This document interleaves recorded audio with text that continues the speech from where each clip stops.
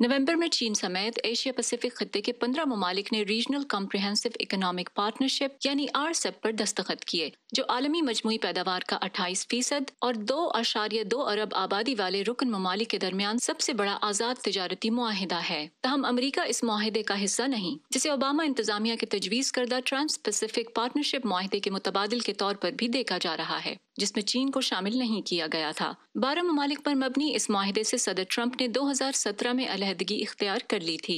They won't totally determine all trade or anything like that. ये मुआहिदे तिजारत के तमाम पहलुओं को वज़ा नहीं करेंगे, लेकिन ये मुमकिना तौर पर सरहदों के आर पार कारोबारों के लिए तिजारती लिहाज से अहम होंगे। Significant for how businesses trade cross borders.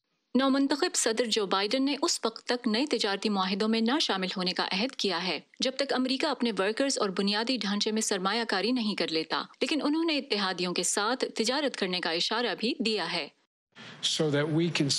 ताकि हम बुनियादी उसूल वज़ा कर सकें, बजाय इसके कि चीन या दूसरे ममालिक मैदान में वाहिद खिलाड़ी होने की वजह से नताइज पर असरअंदाज हो सकें। जो बाइडन की कसीरुल जहती सोच सदर ट्रंप के अमरीका फर्स्ट तिजारती उसूल से बहुत मुख्तलिफ है, जिसके तहत वो दो तरफा बातचीत को तरजीह देते रहे हैं। 2018 में सदर ट्रंप ने जनूबी कोरिया के साथ आज़ादाना जबकि 2019 में जापान से महदूद तिजारती मुआहिदा किया। तहम उनकी तिजारती पॉलिसी का मरकजी नुक्ता चीन से महसूलात की जंग है। We have 25% on $250 billion worth of goods, and then we're bringing the 10% down to 7.5% on $300 billion worth of goods plus.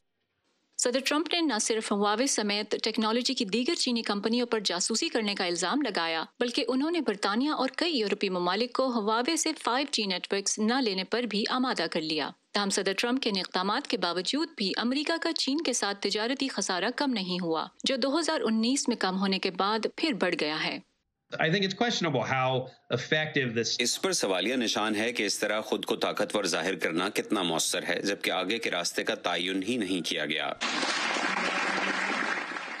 जनवरी में अमरीका और चीन ने फेज 1 तिजारती मुआहिदा किया, जिसके तहत चीन ने अमरीका से $36.5 अरब की ज़राअती मसनूआत समेत दीगर अशिया की खरीद बढ़ाने पर इत्तफाक किया था।